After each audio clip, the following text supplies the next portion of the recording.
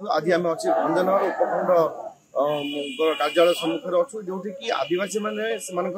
मौलिक सुविधा जो अच्छी सब दाबी नहीं आज भंजन उपजिला को भेटते से जो मौलिक दाबी गुड़िक अच्छी जिते पर्यंत पूरण होते पर्यंत से अहरह रात्र दिन सेठारे से रोषे कर अनशन बसबे से मौलिक सुविधा जो असुविधा गुड़िक अच्छी जमीक पानीय जल रास्ता घाट एवं बिजुली यही सब को बारंबार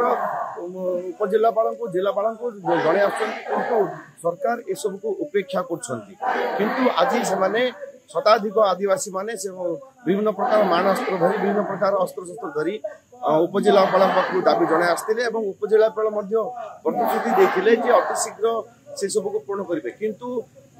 आदिवासी मान गोटे चीज जेते पर्यंत सरकार बा प्रशासन से दाबी न शुणुंट से पर्यंत से रोषे कर